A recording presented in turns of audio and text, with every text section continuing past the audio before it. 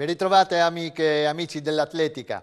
La corsa della Bora piange il bellunese Manlio Millo, uno dei 2400 concorrenti che hanno partecipato alle gare su distanze diverse che gli organizzatori di Sentiero 1 propongono annualmente e che richiamano a Trieste atleti di nazionalità e culture diverse. Quest'anno le nazioni rappresentate erano 42. Millo aveva 56 anni e viveva a Mestre. Il malore a pochi metri dal traguardo della 21 km, inutili purtroppo i tempestivi soccorsi. Sono state 3 giornate piene, con 7 gare per tutte le gambe, a partire dai 9 km della Family fino ai 164 della S1 Ultra, e percorsi spettacolari, con continue variazioni di panorama e di fondo, in uno scenario unico che racchiude in sé le caratteristiche dell'alta montagna, ma in riva al mare. Ai ristori le migliori specialità enogastronomiche del Carso di Trieste e della Slovenia. La corsa della Bora ancora una volta ha espresso questi concetti, andando a soddisfare le esigenze di ogni runner, da chi ama la strada e vuole concentrarsi su un tracciato veloce e quasi stradale, a chi ama il terreno impegnativo e vuole cimentarsi con passaggi tecnici. Passiamo ai vincitori. L'ultramaratona di 164 km, 57 gli eroici classificati, ha visto il successo dello svedese Restor Petter in 19 ore 57-55 e tra le donne dell'irlandese Maya Carbalai in 25 ore 3 minuti e 47. Nella Night Trail di 82 km, 115 i classificati, primo posto per Paolo Alessandrini, 9 ore 21 e 57, e per la croata Maja Urban, 9 ore 54 e 44. Nella S1 Trail di 58 km, 226 i classificati, hanno primeggiato Mirko Kokko, 4 ore 56 e 52, e la slovacca Lenda Iklova, 6 ore 4 minuti e 38.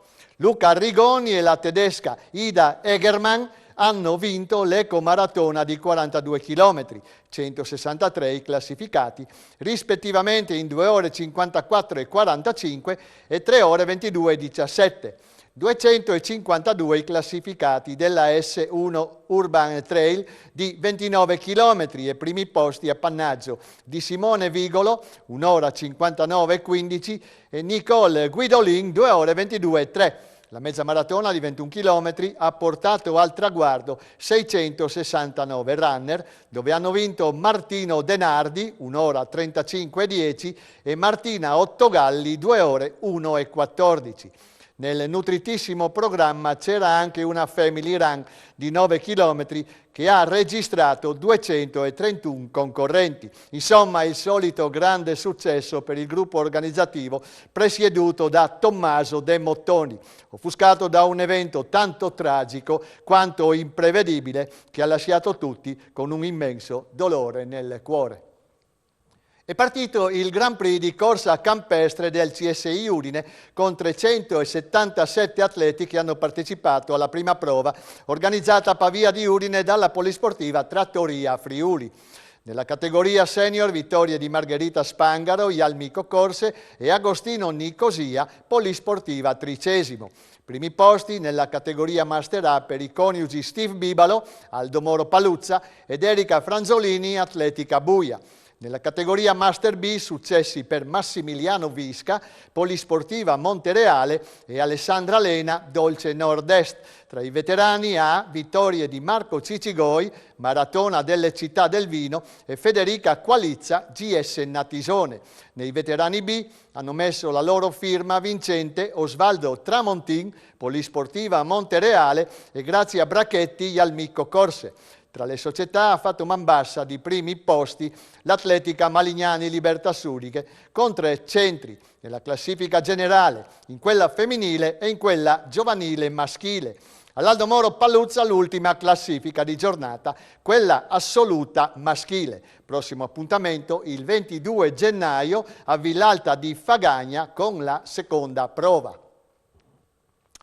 La nona edizione della gara grezza a Briskis di Pulfero, una vertical di 2 km con 500 metri di dislivello che si corre l'ultimo giorno dell'anno con l'organizzazione del GSA Pulfero, con Amedeo Sturam e Mauro Gubana in cabina di regia, ha visto la partecipazione di un pugno di irriducibili runner e ha detto bene a Gianluca Furlani, vincitore in 23:17. Alle sue spalle Andreas Draulic, 24:17, e Paolo Di Bernardo, 24:35. Quarto posto per Antonello Morocutti e quinto per Giorgio Turel. Tra le donne la prima al traguardo è stata Alessia Remondini, 34:16, seconda Edda Spangaro, 42:57 e terza Sonia Del Fabbro, 43:4. Gennaio come dicembre è mese di bilanci e premiazioni. Anche la Libertas Grions Remanzacco, nel rispetto della tradizionale scadenza, lo ha fatto. Il servizio. La Libertas Grions Remanzacco ha premiato i suoi campioni.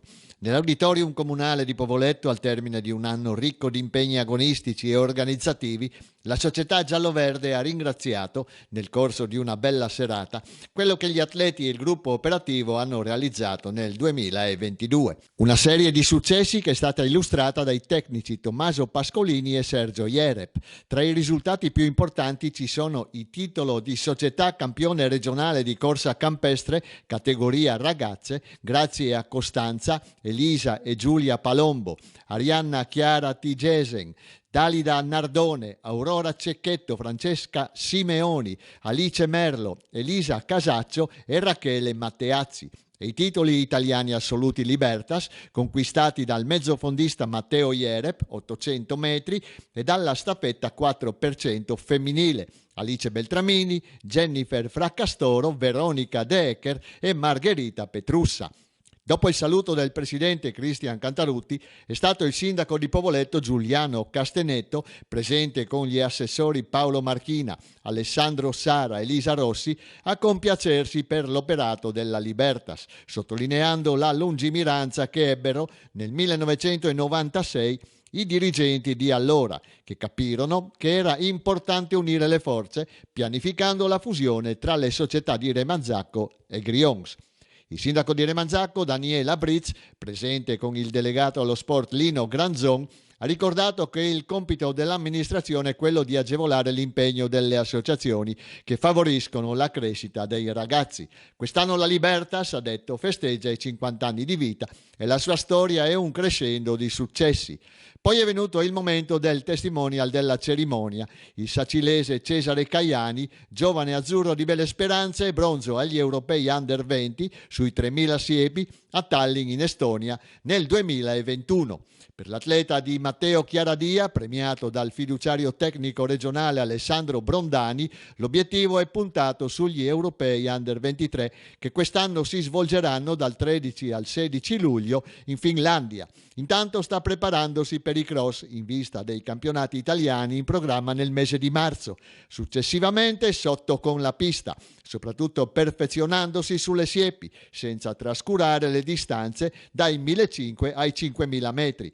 Il presidente della FIDAL di Udine, Massimo Patriarca, ha parlato del lavoro dei tecnici che spesso fanno gruppo. Danno molto, ma anche chiedono tanto. È la passione che li unisce. Il Polisportivo di Remanzacco, ha detto, è un impianto molto importante per l'atletica regionale e la sua pista, che comincia a manifestare il peso degli anni, dovrà essere rifatta. Assenti per impegno o malattia il presidente della FIDAL regionale Massimo Di Giorgio, il vicepresidente del centro provinciale Libertas di Udine Venanzio Ortis e il presidente onorario della Libertas Grions Remanzacco Angelo Compagnon, che hanno inviato agli organizzatori il loro messaggio augurale per un 2023 di rinnovati successi. La cerimonia è terminata con le premiazioni dei nuovi tecnici Bibiana Calore, Vladimir Placinta, Matteo Jereb e Chiara Mlinz, che affiancheranno Sandra Candelotto, Lucio De Ecker, Emiliano Vidussi, Sergio Jereb, Tommaso Pascolini e Sergio Accaino e i collaboratori Paolo Del Toso ed Elisa Sinicco. Chiusa la pagina 2022 si spalanca quella 2023. Gara indoor e cross nel programma invernale della Libertas, in attesa del 35esimo Memorial Giacomo Romano, ancora al Parco al Ponte di Salt, ospiti della locale Proloco, che si svolgerà domenica 26 febbraio. Sarà un'edizione a 360 gradi, valida per i campionati di società giovanili e anche per l'assegnazione dei titoli regionali individuali assoluti. La FIDAL ha riconosciuto i meriti dell'associazione affidandole questi due importanti appuntamenti. Toccherà ora alla Libertas onorare al meglio la fiducia che le è stata accordata. Falling in love with you, like a river flows sharply to the sea, darling, so it goes. Some things are meant to be. Take my hand, take my whole life too, for I can't help falling in love with you, for I can't help falling in love with you. Domenica si corre il trofeo Città di Casarsa, 27esima edizione del cross in memoria di Manuel Bertolin.